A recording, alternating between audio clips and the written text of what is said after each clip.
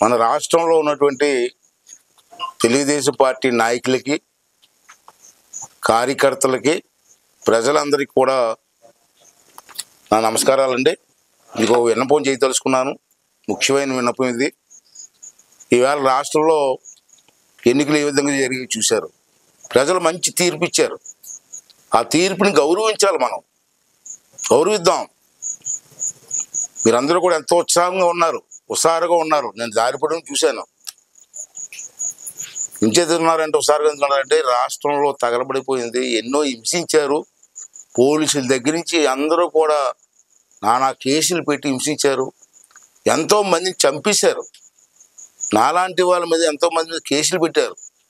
కొంతమందిని అయితే ఇంటింటికి వెళ్ళి చంపేశారు కూడా. దౌర్జన్యాలు చేశారు, ఇల్లులు తగలబెట్టారు. ఎస్సీ, బీసీ, ఎస్టీ అని చూడకుండా అనేక కేసులు పెట్టారు. ఆ బాధ మనకుంది, మీ అందరికీ బాధ ఉంది, నేను కాదన్నాం. దాన్ని ప్రతీకారం తీర్చుకోవాల్సిన అవసరం కూడా మనకుంది. తీర్చుకుందాం, అది చట్టపరంగా తీసుకుందాం.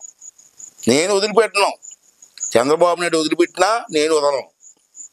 మన మీద ఎవరైతే కేసులు పెట్టారో, మన కార్యకర్తల మీద ఎవరైతే దౌర్జన్యం చేశారో వాళ్ళందరినీ కూడా కటకటాల పంపిస్తాం.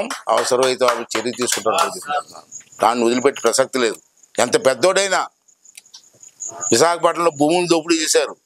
ఆ భూములు కూడా వదిలిపెట్టే ప్రసక్తి లేదు. ఎంత పెద్దోడైనా, ఐఏఎస్ ఆఫీసర్ అయినా, ఎవడైనా ప్రభుత్వ భూముల్ని, ప్రజల ఆస్తుల్ని ఎంత విచ్చలవిడి దోపిడీ చేశాడో ఆ సైకోగాడు రెడ్డిగాడు ఒకటి ఉన్నాడు, విజయసాయి రెడ్డి. ఆన్ని కూడా వదలలేను. జ్యుడిషియల్ ఎంక్వైరీ వేసి వాళ్ళందరినీ కటకటాలకు పంపించే ఏర్పాటు చేస్తాను. ప్రజల ఆస్తుల్ని కాపాడుకుందాం. ఇది నా విన్నపం. ఇవాళ చూశారు, రాష్ట్రంలో ప్రశాంతమైన వాతావరణంలో ఎన్నికలు జరిగాయి. అది జగన్మోహన్ రెడ్డి తట్టుకోలేడు. ఎందుకు తట్టుకోలేడు? సైకో. ఈ పాటికి ఇంట్లో టీవీలో బదలకొలిసి ఉంటారు శుభ్రంగా. Psycho mentality. అయినా మనం రెచ్చిపోకూడదు. వాడు మనం రెచ్చగొట్టడానికి చూస్తున్నాడు.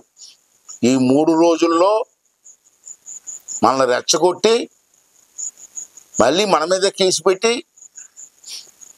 కొంతమంది చంపేసి తెలుగుదేశం పార్టీ నాయకులు చంపేశారని చెప్పడం కోసం ప్రయత్నం జరుగుతున్నాయి రాష్ట్రంలో. అందుకే ఎలక్షన్ కమిషన్ వాళ్ళు మాకు మంచి పని చేశారు. 6వ తారీఖు వరకు ఈ ఎన్నికల విషయంలో ఊరేగింపులు కానీ, మందుగుని సామాను కాల్చడం కానీ, సభలు కానీ, ర్యాలీలు కానీ ఏం చేయకూడదని చెప్పి ఒక ఉత్తర్వులు ఇచ్చారు. అది మన కోసం ఇచ్చారు, మనకు వ్యతిరేకంగా కాదు, రాష్ట్రం కోసం ఇచ్చారు. రేపు రాష్ట్రంలో గొడవలు జరిగి కొంతమంది చచ్చిపోతే ఎంతమంది ప్రాణాలు పోతాయండి? ఇది మన సంతోషం అండి.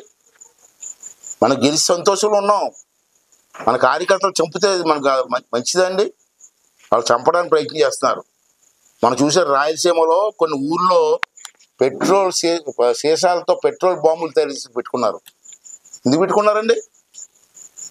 వాళ్ళు ఓడిపోతారని తెలుసు.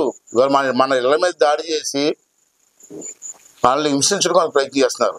అవకాశం మనం ఇవ్వడానికి వీలు లేదు. దయించి మీ అందరినీ కోరుకున్న దండం పెట్టి మరీ కోరుతున్నాను.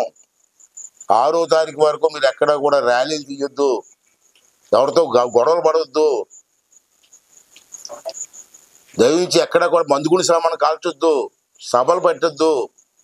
రేపు 9వ తారీఖు చంద్రబాబు నాయుడు గారు ముఖ్యమంత్రిగా ప్రమాణ స్వీకారం చేస్తున్నారు.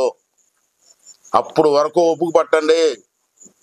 ప్రమాణ స్వీకారం జరిగిన వెంటనే what is Chandrababu Naidu, what is cabinet అని చెప్పి చూపించే బాధ్యత మేము తీసుకుంటామని చెప్పి ఈ సందర్భంగా మనం చేస్తున్నాను. అంటే ప్రజలందరూ కూడా సహనంతో దయించి ఓపికగా ఉండండి. మంచి అవకాశం ఇచ్చారు ప్రజలు మనకి. ఎప్పుడు లేని మెజార్టీ ఇచ్చారు. ఆడి ప్రతిపక్ష హోదా కూడా రాలేదు. ఇవాళ ప్రతిపక్ష హోదా కూడా లేదు ఆడికి. అదే అంటాను, ఇప్పుడు కూడా తప్పు చేసిన వాడు దేవుడు క్షమించడండి. అసెంబ్లీలో చంద్రబాబు నాయుడు గారిని వాళ్ళ ఆవిడ్ని తిట్లు మర్చిపోతారు జనం. ఆ రోజు చంద్రబాబు గారిని వాళ్ళ ఆవిడ్ని తిట్లు, ఆ శాపమే ఈరోజు జగన్మోహన్ రెడ్డికి ఇటువంటి గతి పట్టిందన్న విషయాన్ని ప్రజలు కూడా గమనించవలసిన అవసరం ఉంది.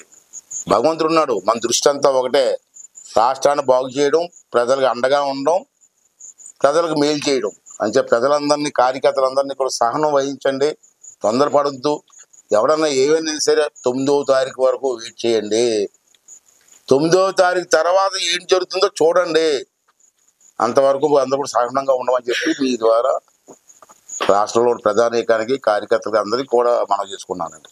మా వీడియో మీకు నచ్చినట్లయితే please like, share and subscribe.